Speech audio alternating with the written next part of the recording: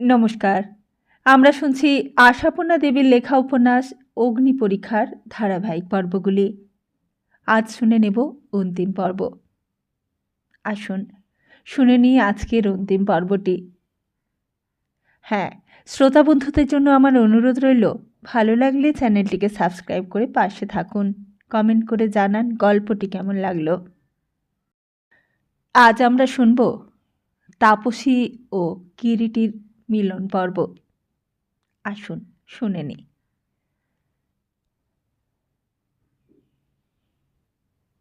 প্রকাণ্ড বাড়ির নিতান্ত নির্জন একটি কোণ বাছিয়া স্তম্ভিত হইয়া বসিয়াছিল তাপসী। তা স্তম্ভিত বই কি, নিজের ব্যবহারে, কিরিটির ব্যবহারে, আর বোধ করিবা স্বয়ং বিধাতা পুরুষের ব্যবহারে। ব্যবহারে স্তম্ভিত হইয়া গিয়াছে সে। তাপসীকে গড়িয়া জগতে পাঠানোর পর তাপসী সম্বন্ধে এত সচেতন কেন তিনি? ভুলিয়া নিশ্চিন্ত থাকিতে পারেন না? অবিরত তাহাকে পিটিয়া পিটিয়া আর কোনভাবে গড়িতে চান?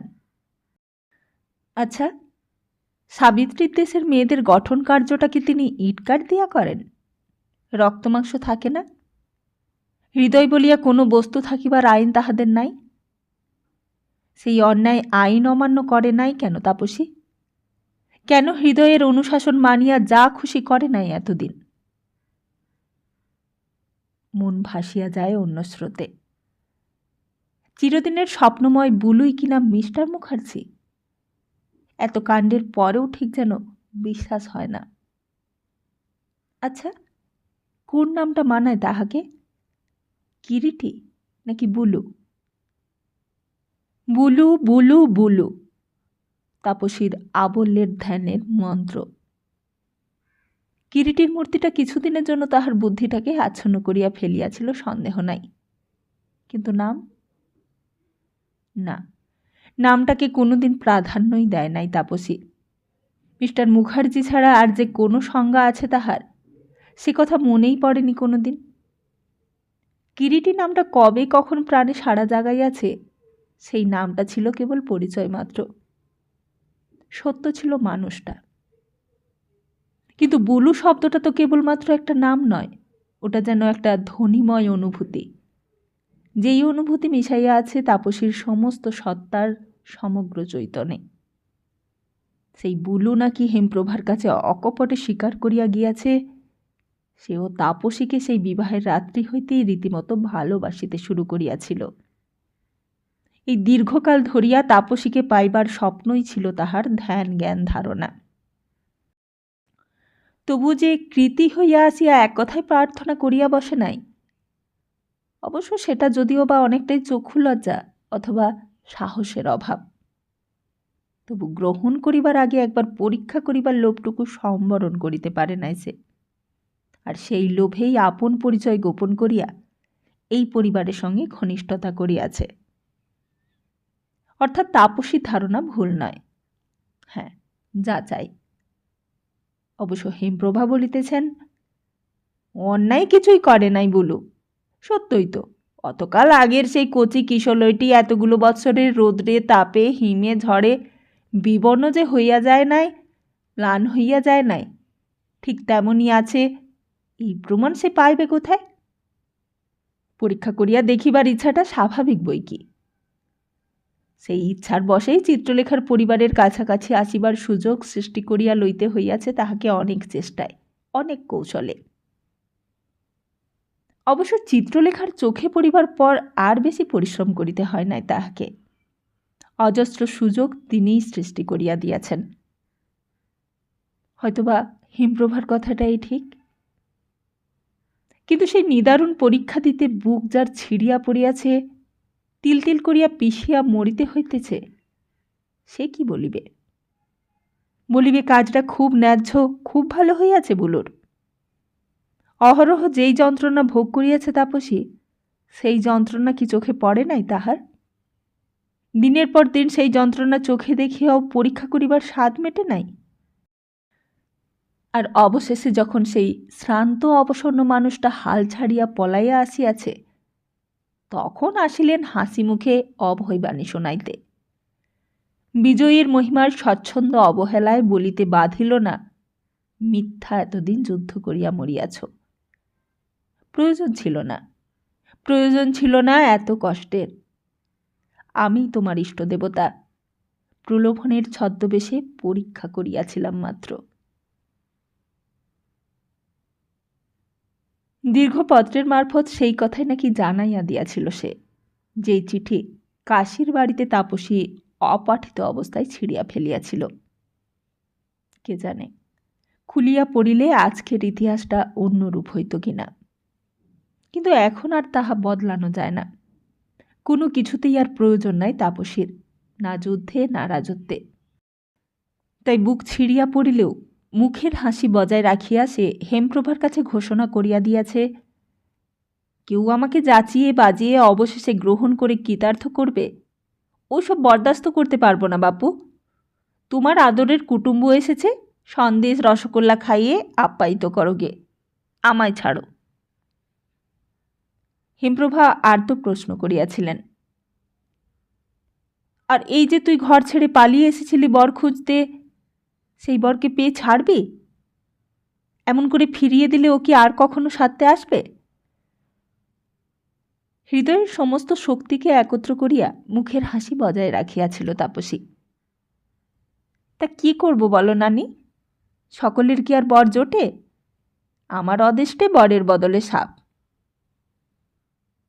হেমপ্রভা কপালে ঘা মারিয়া বলিয়াছিলেন, এ কি সর্বনাশা বুদ্ধি তোর মাথায় খেলছে তাপসী? ভগবান নিজে হাতে করে এত বড় সৌভাগ্য বয়ে এনে দিচ্ছেন, তুই এতটুকু ছুতোয় অবহেলা করে ফেলে দিবি সেই সৌভাগ্য? অভিমানটাই তোর এত বড় হলো? অভিমান কিসের, শুধুই তো মান নানি। মা বসুমতী যে আজকাল বুড়ো হয়ে কালা হয়ে গেছেন, ডেকে মরে গেলেও তো বেচারা মেয়েদের মান সম্ভ্রম বাঁচাতে দ্বিধা হয়ে কোল দেবেন না। তা নইলে তো পরীক্ষার জ্বালায় পাতালে প্রবেশ করেই বাঁচতাম। অগত্যায় রাগ করিয়া উঠিয়া গিয়াছেন হেমপ্রভা। ওইদিকে রাগ জানাইতে জলস্পর্শ না করিয়াই চলিয়া গিয়াছে অমিতাভ। আর নাকি ম্লান হাসি হাসিয়া বিদায় লইয়াছিল বুলু। তাপসী রহিয়া গিয়াছে একা। তাপসীকে যেন একযোগে ত্যাগ করিয়া গিয়াছে সকলেই। তবে কি তাপসীরই ভুল? প্রচণ্ড যেই দুইটা সমস্যার জট তাপসীর জীবনকে জটিল করিয়া তুলিয়াছিল, এত সহজে সেই জট খুলিয়া যাওয়ায় ভাগ্যের কাছে কৃতজ্ঞ হওয়াটাই কি উচিত ছিল তার? সকল দ্বন্দ্বের অবসানে কাম্য প্রিয়তমকে লাভ করিয়া কৃতার্থ চিত্তের 10-এর একজন হইয়া বেড়াইতে পারিলেই কি স্বাভাবিক হইত সেইটা? না, তা হয় না। সুখের বদলে সম্মান বিকাইয়া দেওয়া যায় না। সুখ বিদায় হোক, সম্মান থাক জীবনে।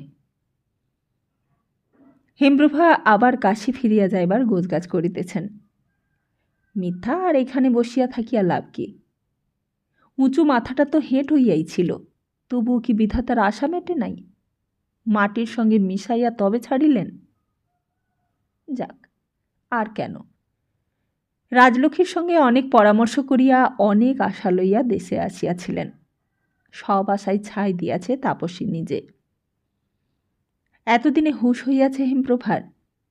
তাপসী চিত্রলেখারই মেয়ে, দেখিতে যতই নিরীহ হোক, জিদে মার চাইতে এক বিন্দুও খাটো নয়।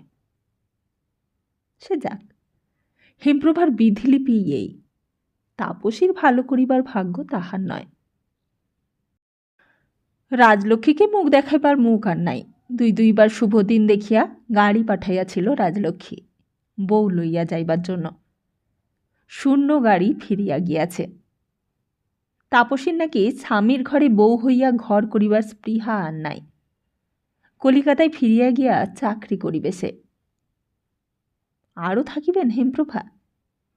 গলায় দড়ি দিবার বয়স নাই, তাই বাঁচিয়া থাকা। যাত্রার আগের দিন একবার, হয়তোবা শেষবারের মতোই, বল্লভজির মন্দিরে যাইবার ব্যবস্থা করিতেছিলেন হেমপ্রভা। গাড়ির কথা বলাই আছে, মালি ফুল ও মালা লইয়া আসিলেই হয়। বেলা যাইতেছে বলিয়া ঘর বার করিতেছেন। হঠাৎ চাহিয়া দেখেন তাপসী আসিতেছে ছোট একটা ডালায় ফুল লইয়া। অর্থাৎ ভোর হইতে বাগানেই সে ছিল।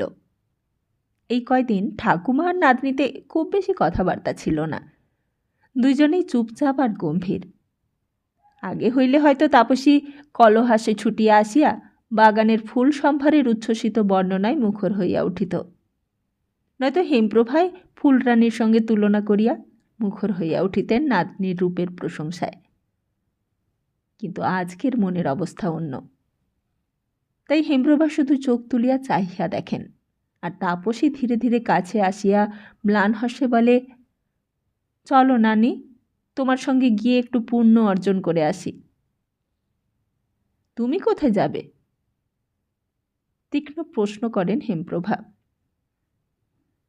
সেই যে কোথায় তোমার সেই রায়বল্লভ না রাধাবল্লভ, তা দেখেই আসি একবার জন্মের শোধ। বালাই ষাট। নিজের অজ্ঞাতসারেই অতি ব্যবহৃত এই কল্যাণ মন্ত্রটুকু উচ্চারণ করিয়া হেমপ্রভা বলেন, আর তার উপর দয়া কেন? তার তল্লার থেকে চলেই তো যাচ্ছ মুখ ফিরিয়ে। কে যে কার দিক থেকে মুখ ফিরায়, কে যে কখন বিমুখ হয়, সব কি আর আমরা বুঝতে পারি নানি? তা চলোই না, দেখেই আসি তোমাদের দয়াল প্রভুকে। হেমপ্রভা ঈষৎ গম্ভীর হইয়া বলেন, ব্যঙ্গ করে দেবদর্শনে যেতে নেই বাছা, তোমার আর গিয়ে কাজ নেই। না নানি, ঘুরেই আসি। ব্যঙ্গ তোমার প্রভুকে আমি করছি না, করছি তার নামটাকে। কানা ছেলের নাম পদ্মলোচন আর কাকে বলে? নিজের চোখ কানা হলেই তাকে কানা দেখে মানুষ। হেমপ্রভা রাগিয়া ওঠেন। দয়ার সাগর তিনি, যা দয়া করেছিলেন তোমায়, হিতাহিত জ্ঞানের লেশমাত্র থাকলেও এমন করে সেই দয়া অবহেলা করতে না। তাই বলছি, ভক্তি বিশ্বাস যখন নেই তখন আর কেন যাওয়া? তার লোকে তো সঙ্গের পুতুল দেখতেও যায় বাপু। তা না হয় খুব চটেছ বুঝি? আমার আবার চটাচটি, তাও তোমাদের কথায়। যাকগে, যাবে যখন বলছো চলো। তাই এই মুহূর্তেই যাবে নাকি একখানা পরিষ্কার কাপড় জামা পরবে ছেদ্দা করে? পরিষ্কার কাপড়? আচ্ছা দেখি, স্টক তো তেমন ভারী নয়।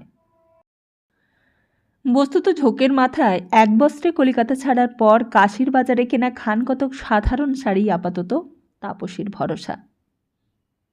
হেমপ্রভার প্রাণটা হাই হাই করিয়া ওঠে। এ যেন লক্ষ্মী হয়ে ভিক্ষে মাগা। রাজার ঐশ্বর্য পায়ে ঠেলিয়া এখন কিনা, উফ, আধুনিক মেয়েদের চরণে শতকোটি প্রণাম। সর্বস্ব হারাইয়া স্বচ্ছন্দে হাসিয়া বেড়ানো কেবল আজকালকার এইসব বুনো ঘোড়ার মতো মেয়েদের পক্ষেই সম্ভব। বুলুর মায়ের দরুন এক বাক্স গহনা আর সোনা ঝলসানো জমকালো একখানা বেনারসি শাড়ি পাঠাইয়া দিয়া বউ লইতে পাঠাইয়াছিলেন রাজলক্ষ্মী। গাড়ির সঙ্গে সেগুলোও ফেরত দিতে হইয়াছে। নতুন করিয়া সেই শোক উতলাইয়া ওঠে হেমপ্রভার। কিন্তু এই কি, সব শোক উড়াইয়া চোখ জুড়াইয়া দিল যে তাপসী। এতকাল আগের শাড়িখানা কোথায় পাইল সে? টুকটুকে লাল জর্জেটের ওপর রূপালি জরির চাওড়া ভারী পার বসানো সেই শাড়ি, যেই শাড়ি পরা লক্ষ্মী রূপ দেখিয়া বুড়ো কান্তি মুখুজ্জের মাথা ঘুরিয়া গিয়াছিল। কে জানে কোথায় কোন দেরাজের কোণে পড়িয়াছিল। মূল্যবান জিনিস, এই দীর্ঘদিনের অপব্যবহারেও ম্লান হয় নাই, প্রায় তেমনই উজ্জ্বল, তেমনই কোমল আছে। হেমপ্রভার অনেক ভাবে ভরা দৃষ্টির সামনে একটু কুণ্ঠিত না হইয়া পারে না তাপসী। ঝোঁকের মাথায় পড়িয়া ফেলিয়া বেজায় লজ্জা করিতেছে যে। এই কাপড় কোথায় পেলি রে? কথা কইবার উপলক্ষ পাইয়া তাপসী বাঁচিয়া যায়। তাড়াতাড়ি বলিয়া বসে, এইখানেই ছিল গো নানি, তোমার সেই প্রকাণ্ড সিন্দুকটার মধ্যে। কত সব শাল র্যাপার পুরনো পুরনো দেখছিলাম সেই দিন। এই শাড়িখানা কি করে ঢুকে গেছে তার সঙ্গে কে জানে। তবে দুঃখের বিষয়, পোকায় কেটে দিয়েছে অনেক জায়গায়। আহারে, তাও বলি, কাটবে না তো কি করবে? এতদিন যে রেখেছে ওটাই ঢের। কিন্তু এই শাড়ি তো তোমায় পরলে মানায় না বাছা। তোমরা আপিসে যাবে, সাইকেলে চড়বে, ট্রাম গাড়ির জন্য ছুটোছুটি করবে, তোমাদের ওসব খাকির কোট পাজামা পরাই উচিত। এ তো বিয়ের কনের শাড়ি।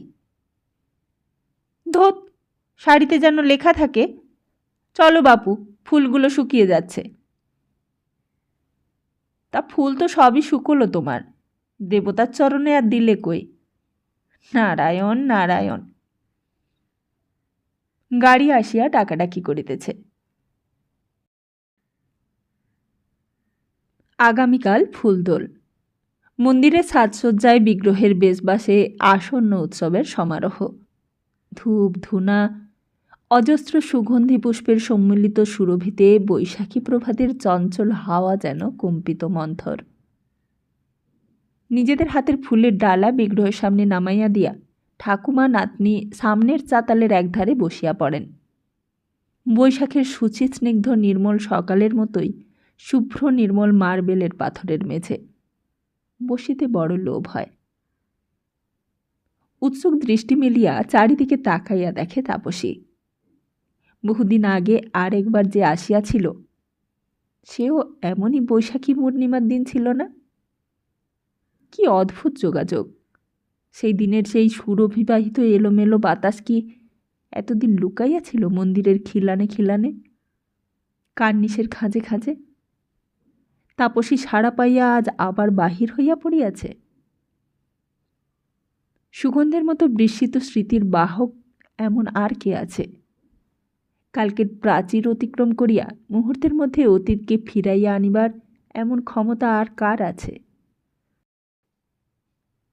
তাই বিস্তৃত দিনের সেই সোনালি সকালটি যেন সহসা এই ফুলচন্দন ধূপধুনার সৌরভ জড়িত উত্তরীয় গায়ে দিয়া একমুখ হাসি লইয়া তাপসীর সামনে আসিয়া দাঁড়াইল।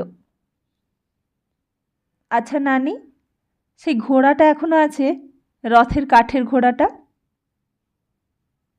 আকস্মাৎ এই হেন অভিনব প্রশ্নে চমকিত হেমপ্রভা হাতের জপের মালাটি স্থগিত রাখিয়া বলেন, কি আছে?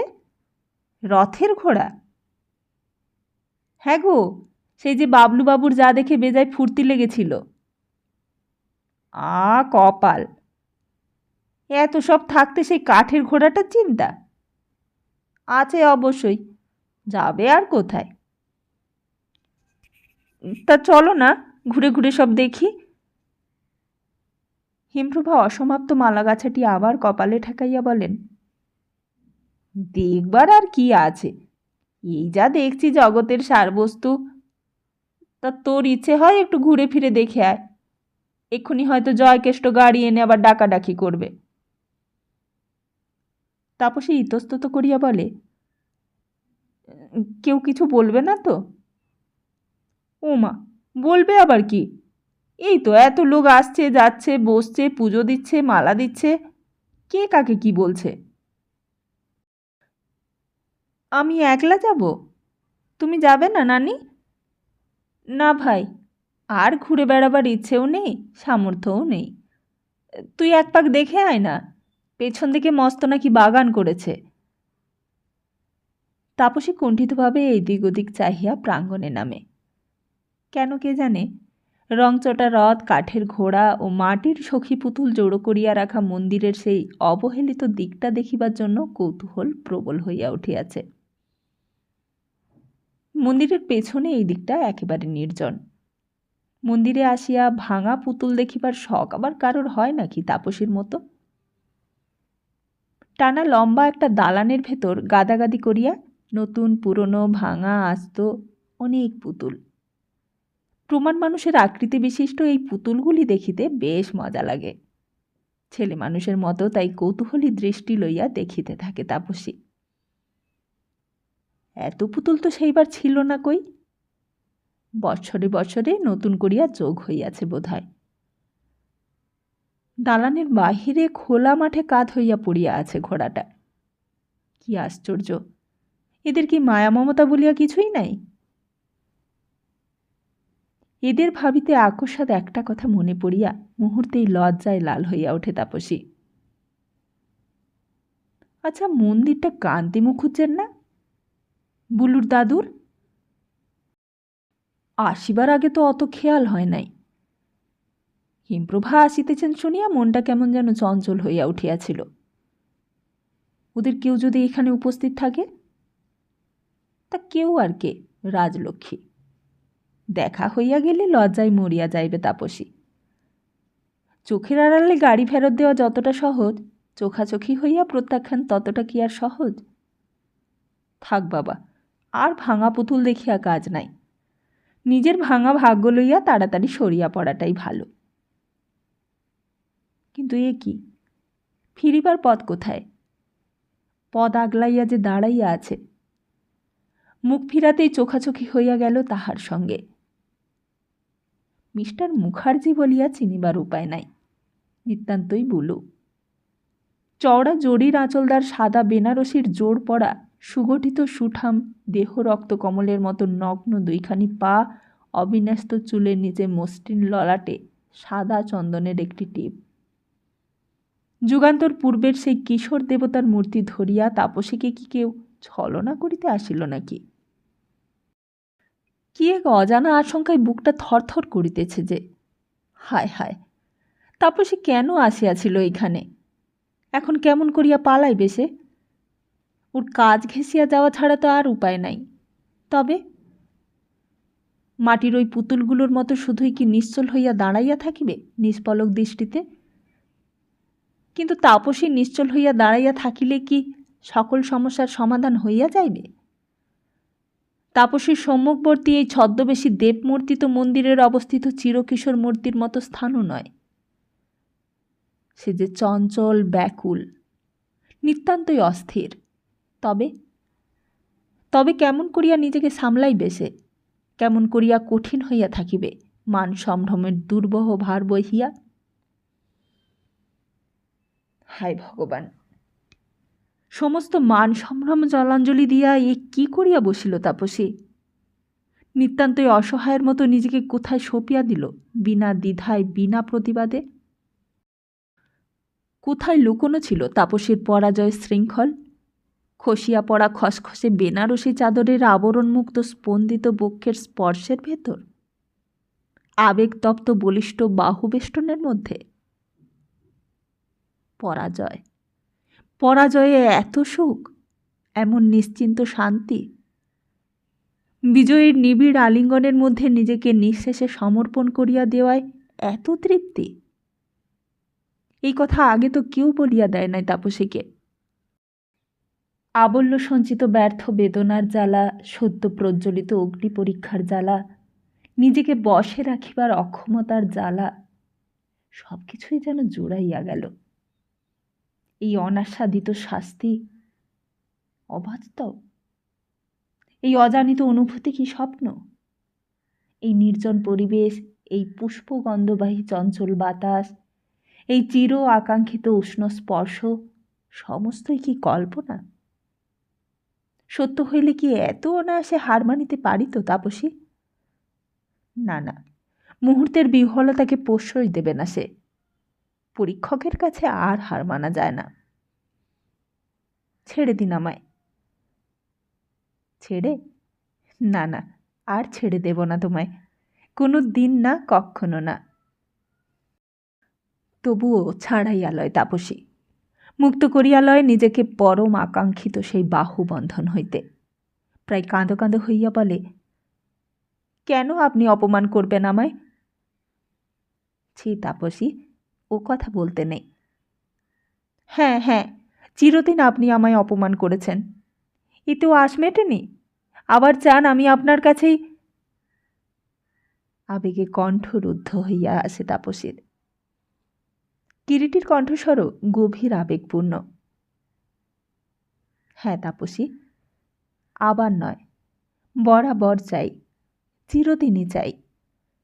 দিন রাত্রে অহরহ চেয়েছি তুমি আমার কাছে এসে আমায় ধন্য করবে। সেই তীব্র আকাঙ্ক্ষার বশে ছেলেবেলায় কলেজ কামাই করে ঘুরে বেরিয়েছি তোমার স্কুলের কাছে, কলেজের রাস্তায়। সন্ধ্যার অন্ধকারে তোমাদের বাড়ির কাছের পার্কের বেঞ্চিতে ঘণ্টার পর ঘণ্টা বোকার মতো বসে থেকেছি দোতলার ঘরের জানালার আলোর দিকে তাকিয়ে। কোন ঘরে থাকো তুমি, কোনখানে তুমি বসো, কিছুই তো জানতাম না। তবুও বসে থাকা চাই। 7 বছর ধরে ঘুরে বেরিয়েছি কত দেশ বিদেশে। তবুও সর্বদা মনে পড়েছে কি যেন এক অদৃশ্য সূত্রে বাঁধা আছি তোমার সঙ্গে। ফিরে এসে তাই লোভ সামলাতে পারলাম না, অথচ পারলাম না নিজের পরিচয় দিয়ে সোজাসুজি তোমাকে প্রার্থনা করতে। সাহসী হলো না। যে বন্ধন আমার কাছে সত্য তা তোমার কাছে হয়তো নিতান্তই মিথ্যে, এটাই ছিল আশঙ্কা। আর আর কি যন্ত্রণা আমি পেয়েছি, অহরহ কি যুদ্ধ করতে হয়েছে তা কি বুঝতে পারেননি? হয়তোবা পেরেছি, হয়তোবা পারিনি। বুদ্ধির বড়াই করতে চায় না তাপসী। তবু প্রতি মুহূর্তে চেষ্টা করেছি ছদ্মবেশ মোচন করতে, সহজ হয়ে নিজেকে ধরা দিতে, কিন্তু পারিনি। আমার এই অক্ষমতাই তোমার এই যন্ত্রণার মূল। কিন্তু আমার দুর্ভাগ্য, যেদিন সমস্ত শক্তি একত্রিত করে প্রতিজ্ঞা নিয়ে গেলাম, ঠিক সেই দিনই তুমি অভিমান করে ঘর ছাড়লে। চিঠির ভেতর দিয়ে অপরাধ স্বীকার করে চাইলাম তোমার কাছে ক্ষমা। নানির কাছে শুনলাম তুমি সেই চিঠি না পড়েই ছিঁড়ে ফেললে। কি লিখেছিলেন তাতে? হালকাভাবে প্রশ্ন করে তাপসী। কি লিখিয়াছিল সেই সংবাদ তো নানির কাছে পাইয়াইছে। কি আর, আমার দুষ্কৃতির কাহিনী। অবশেষে পরিচয় দিলাম অভির কাছে। সে বেচারা অনুতাপানলে দগ্ধ হতে লাগল। আর মা? মা? মৃদু হাসে কিরিটি। মা এত বেশি গুম হয়ে গেলেন যে সেই অবধি আর কথাই কইলেন না আমার সঙ্গে। বোধহয় ভাবলেন আমি তাকে ঠকিয়েছি। কিন্তু আশ্চর্য, চিনতে যদি না পেরেছিলে, আমার নামটাও কি সত্যি জানতে না তুমি? সেই অদ্ভুত রাত্রে মন্ত্র উচ্চারণের সঙ্গেও কি কানে যায়নি একবারও? তাপসী মাথা নাড়ে। মুহূর্তে ছবির মতো ভাসিয়া ওঠে সেই অদ্ভুত রাত্রের দৃশ্য তাপসীর দৃষ্টির সামনে। হায় হায়, তাপসীর কি জ্ঞান, চৈতন্য, অনুভূতি কিছুই ছিল সেই দিন? তাপসী, আজকের এই ঘটনাটাকে কি দেবতার দান বলে মনে হয় না তোমার? আমার তো আজ এইদিকে আসবার কোনো ঠিকই ছিল না, সামান্য আগেও না। নিতান্তই পিসিমার উপরোধে পড়ে দেখতে এলাম পুতুলগুলোর অবস্থা। পেটো লাগিয়ে সংস্কার করতে হবে নাকি ওইগুলোকে, তাই। কিন্তু আমি কি একবারও ভেবেছিলাম, স্বপ্নেও ভেবেছিলাম, মাটির পুতুলের ঘরে দেখা মিলবে সোনার পুতুলের? এই বল্লভজির মন্দিরেই প্রথম দেখেছিলাম তোমায়, তাই হয়তো বল্লভজি ষড়যন্ত্র করে দুইজনকে টেনে আনলেন তার এলাকায়। এই সৌভাগ্যকে অবহেলা করো না তাপসী। কিন্তু তাপসী কেমন করিয়া বলিবে? না, অবহেলা করিব না। মান সম্ভ্রম চুলোই যাক, কিন্তু লজ্জা? যে দুর্নিবার লজ্জা কণ্ঠ চাপিয়া ধরিয়াছে তাহার। বলিতে পারিলে তো অনেক কথাই বলিবার ছিল। তাপসী জীবনেই কি নাই ব্যর্থ সন্ধানের হাস্যকর ইতিহাস? পথে পথে, কলেজে, হোস্টেলে, আরও কত সম্ভব অসম্ভব স্থানে। হায়, তেমন করিয়া গুছাইয়া বলিবার শক্তি তাহার কোথায়? উত্তর দেবে না? চুপ করেই থাকবে? বলো না, কি করবে তুমি? দ্বিধা কাটাইয়া সহসা মুখ তুলিয়া যেই উত্তর দেয় তাপসী, সেটা কেবলমাত্র কিরিটিকেই আহত করে তা নয়, যেন তাপসীর কানকেও আঘাত করে। এমন করিয়া তো বলিতে চাহে না এসে, কিন্তু বলিয়াছে। আমাকে আপনারা সকলে ছেড়ে দিন দয়া করে, যেমন করে হোক একটা কাজ খুঁজে নেব আমি। কাজ? কাজ করবে তুমি? কি কাজ? চাকরি? ক্ষতি কি? লাভ ক্ষতির হিসেব সকলের সমান নয় তাপসী। কিন্তু থাক, অনুরোধ উপরোধের চাপে আর বিব্রত করব না তোমাকে। আমার জন্য তোমার মন প্রস্তুত হয়ে নেই, এই কথাটাই বুঝতে একটু দেরি হয়ে গেল বলে অনেক জ্বালাতন সইতে হলো তোমায়। যাক, ক্ষমা চাইছি। জানোই তো, পৃথিবীতে নির্বোধ লোকের সংখ্যাটাই বেশি। অজন্তার ছাদে গড়া রেখায়িত অধরে ম্লান একটু হাসি ফুটিয়া ওঠে। আচ্ছা চলি, আজকের এই অপ্রত্যাশিত দেখাটা মনে থাকবে, কি বলো? আমি অবশ্য আমার কথাটাই বলছি। বোধহয় নানির সঙ্গে এসেছ, অনেকক্ষণ আছো, খুঁজছেন হয়তো। তা কবে ফিরবে কলকাতায়? কাল। অস্পষ্ট একটা শব্দ হইতে আন্দাজে ধরিয়া লইতে হয় উত্তরটা। বেশি লাভ করতে গিয়ে সবই হারাতে হলো, তাই না তাপসী? এরপর দৈবাত কোনোদিন দেখা করতে গেলেও হয়তো ধৃষ্টতা হবে, কি বলো? মাটিতে লুটাইয়া পড়া উত্তরের আঁচলটা কুড়াইয়া লইয়া ধীরে ধীরে ফিরিয়া যায় কিরিটি। অবাক নেত্রে চাহিয়া থাকে তাপসী। চলিয়া গেল। তাপসীর জীবনে আর কোনোদিন দেখা মিলবে না ওর। ধুধু মরুভূমির মতো শুষ্ক শ্রীহীন জীবন লইয়া কি করিবে তাপসী? না না, ছুটিয়া গিয়া ফিরাইয়া আনিবে সে। কিন্তু কেমন করিয়া ফিরাইবে? ছুটিয়া গিয়া পায়ে পড়িবে? নিতান্ত নির্লজ্জের মতো দুই হাত দিয়া জড়াইয়া ধরিয়া আশ্রয় লইবে স্বর্গের দুয়ারে, সকল জ্বালা জুড়াইয়া দেওয়া সেই শান্তির স্বর্গে? ক্ষণপূর্বে মুহূর্তের জন্য যেই স্বর্গের আস্বাদ পাইয়া আপনাকে হারাইতে বসিয়াছিল তাপসী? না, কিছুই পারে না তাপসী। শুধু দাঁড়াইয়া থাকিবার মতো ক্ষমতার অভাবেই দুই হাতে মুখ ঢাকিয়া বসিয়া পড়ে ধুলার উপর। কতক্ষণ বসিয়াছিল তাপসী? ঘুমাইয়া পড়িয়াছিল নাকি? চৈতন্য ছিল তো? সময়ের জ্ঞান হারাইয়া গিয়াছে কেন? পিঠের ওপর আলগোছে একটু স্পর্শ কার হাতের? তাপসী চলো, তোমাকে বাড়ি পৌঁছে দিয়ে আসি। কি মমতা স্নিগ্ধ কণ্ঠস্বর! তোমাকে এখানে একা ফেলে চলে যেতে পারলাম না তাপসী, আবার এলাম নির্লজ্জের মতো। চলো, শুধু তোমাকে বাড়ি পৌঁছে দেবার অনুমতিটুকু চাইছি। কিন্তু অনুমতি দেবে কে? ভিতর যাহার ভূমিকম্পের আলোড়ন চলিতেছে, শুধু কণ্ঠের স্বরে এত মমতা ভরা থাকিতে পারে, যেই মেয়ে আবল্য হাসির আড়ালে সব কিছু গোপন করিয়া আসিয়াছে, সেই কিনা কাঁদিয়া ভাসাইয়া দিল কণ্ঠস্বরের সামান্য একটু স্নেহস্পর্শে। হায় হায়, লজ্জা রাখিবার স্থান রহিল কোথায়? লজ্জা সম্ভ্রম সবই যে গেল।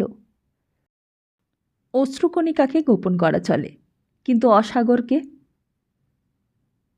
তাপসী ওঠো, তাপসী চলো লক্ষ্মীটি, কত লোক ঘোরাঘুরি করছে, হঠাৎ কেউ যদি এদিকে এসে পড়ে, হয়তো কি না কি ভাববে।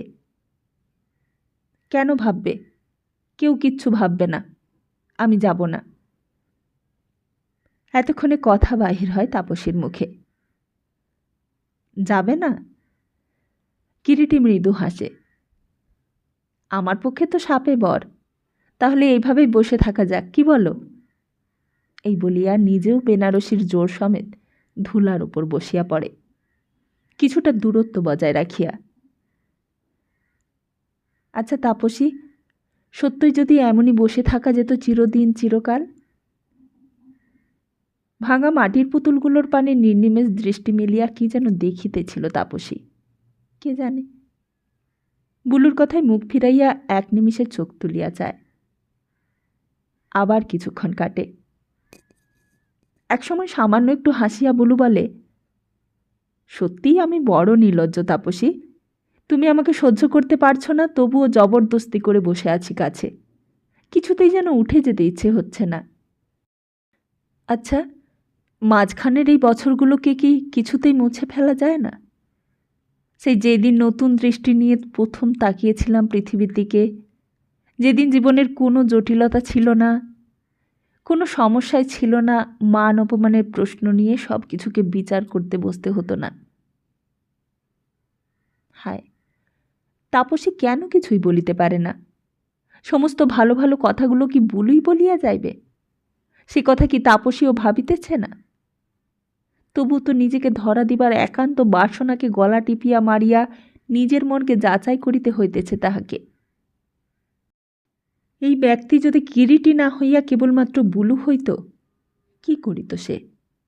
স্বামী বলিয়া বিনা দ্বিধায় সমর্পণের মন্ত্র পড়িত। কিন্তু এ কথাও কি বলা যায় না? কিরিটিকে দেখিবা মাত্র সমস্ত প্রাণ যে তাহার কাছে আছড়াইয়া পড়িতে চাহিত, সে বুলু বলিয়াই। কই, আর কবে কাহার উপরে এই আকর্ষণ অনুভব করিয়াছে তাপসী? অথচ এহেন অলৌকিক কথা কে বিশ্বাস করিবে? বিশ্বাস করিবার মতো কথা কি? বুলুবোধ করি কোনো একটু উত্তরের আশায় মিনিট খানেক চুপ করিয়া থাকিয়া বলে, আমি তোমাকে বুঝতে পারছি তাপসী। মনকে প্রস্তুত করে নেবার অবসর পাওনি তুমি। অপেক্ষা করে থাকবো সেই আশায়। কিন্তু চলো, তোমায় পৌঁছে দিয়ে আসি। নানি হয়তো খুঁজবেন, নাট মন্দিরে বসে রয়েছেন। নানি? ও তাই তো। তাপসী তো এখানে হঠাৎ আকাশ হইতে আসিয়া পড়ে নাই। আশ্চর্য, কিছুই মনে ছিল না। বুলু উঠিতে বলিলে কি হইবে? তাপসীর কি উঠিবার ক্ষমতা আছে? উঠিয়া পড়ার সঙ্গে সঙ্গেই যে এই স্বর্গসুখ চিরদিনের মতো ফুরাইয়া যাইবে। সত্যই যদি এমন বসিয়া থাকা যাইত, অনন্ত দিন অনন্ত রাত্রি। বুলু আবার হঠাৎ একটু হাসিয়া উঠিয়া বলে, হঠাৎ যদি কেউ দেখে ফেলে কি ভাববে বলো দেখি? পারলে না বলতে? ভাববে সদ্য বিয়ের বরকনে। তোমার শাড়িটা ঠিক নতুন কনের মতো, আর আমি তো বল্লভজির বেকার খাটতে বরসজ্জা করেই বসে আছি। লোকে হয়তো ভাববে দুইজনে বাসর ছেড়ে পালিয়ে এসেছে একটু নির্জন অবসরের আশায়, তাই না? মনে হচ্ছে যেন ঠিক অবিকল এইরকম শাড়িতেই প্রথম দেখেছিলাম তোমায়। ওই কলকাতার বাড়িতে তো কোনোদিন এমন অপূর্ব মূর্তি নিয়ে দেখা দাওনি তাপসী। এ যেন এখানকার তুমি। এত কথার উত্তরে তাপসী শুধু বলে, সেই শাড়িটাই। সত্যি? আশ্চর্য তো, এখনো রয়েছে? এতদিন পর আবার হঠাৎ এইখানেই আজ তোমায় পড়তে ইচ্ছে হলো ওটা? সবটাই আশ্চর্য। এইবারে তাপসী মুখ তুলিয়া বড় স্পষ্ট করিয়া তাকায়, ম্লান হাসির সঙ্গে বলে, আমার জীবনের সবটাই তো আশ্চর্য। চলুন। কবে ফিরছেন কলকাতায়? ফেরবার দিনের প্রোগ্রাম যা কিছু ছিল সবই তো বাতিল হয়ে গেল। পরে ভেবেছিলাম আজই চলে যাব, তাও আজ ইচ্ছে হচ্ছে না। এই দেশটায় তুমি আছো ভাবতেও ভালো লাগে। তারপর একটু থামিয়া সামান্য হাসিয়া বলে, ফেরার সময়কার ছবিটা সম্বন্ধে কত কল্পনাই না করেছিলাম বোকার মতো। সহসা আবার একটা আকস্মিক ভূমিকম্পের প্রবল আলোড়নে যত্নে গঠিত অভিযানের প্রাসাদ বিদীর্ণ হইয়া গেল নাকি স্বর্গচ্যুত হইবার আশঙ্কায় এতক্ষণে হুঁশ হইল তাপসীর। তাই পাতাল প্রবেশের পরিবর্তে স্বর্গকে দুই হাতে আগড়াইয়া লইতে চায়। কেন তবে সেই ছবি ছিঁড়ে ফেলিবে? কেড়ে নিয়ে যেতে পারো না জোর করতে? সব দায়িত্ব আমার উপর চাপিয়ে দিয়ে নিশ্চিষ্ট হয়ে ফিরে যাবে? তাপসী অজন্তার শিল্পছাঁদে গঠিত ওষ্ঠাধর যুগল নামিয়া আসিয়াছে অর্ধচন্দ্রের ছাঁদে গড়া শুভ্র একখানি ললাটের ওপর। তাপসী, এই সৌভাগ্যকে বিশ্বাস করতে পারবো তো? এই আমার কল্পনার ছলনা নয় তো? আকাঙ্ক্ষিত নিতান্ত পীড়নে নিপীড়িত হইয়া অশ্রু ছলছল চোখে হাসিয়া ফেলে তাপসী। হাসিয়া বলে, ওহ, অত বেশি জোর করতে বলিনি তা বলে। ইস, খুব লেগেছে? আমি একটা বুনো, হঠাৎ সৌভাগ্যের আশায় দিশেহারা হয়ে ওজন রাখতে পারিনি। আচ্ছা, ছেড়ে দিলাম। দেখি তো, তাকাও না একটু। শুভ দৃষ্টির সময় তাকিয়ে দেখিনি বলেই না এত বিপত্তি। কি হলো আবার? মুখে মেঘ নামছে কেন? না, ভাবছি তুমি যদি তুমি না হয়ে কেবলমাত্র বুলু হতে, কি হতো? কিরিটি গভীর সুরে বলে, প্রায় এরকমই হতো তাপসী।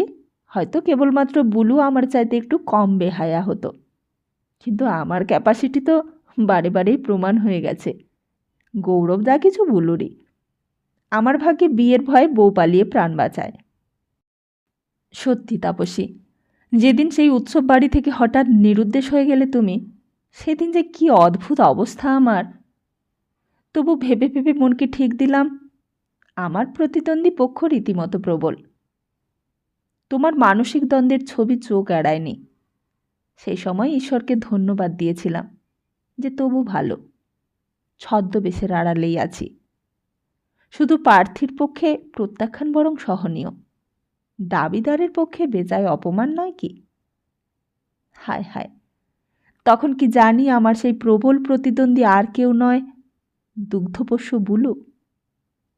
জানলে কি এইরকম জোর করে ধরে শুনিয়ে ছাড়তাম? হতভাগ্য কিরিটি সেই ভাগ্যবান বুলু। আবার যেদিন হঠাৎ কলকাতার বাড়িতে পিসিমার চিঠি পাওয়ার সঙ্গে সঙ্গে অমিতাভ গিয়ে জানালে দেশের বাড়িতে নানি এসেছে তোমাকে নিয়ে, কি জানি কেন আনন্দে অধীর হয়ে উঠলাম। মনে হলো তোমাকে বুঝি পেয়েই গেলাম।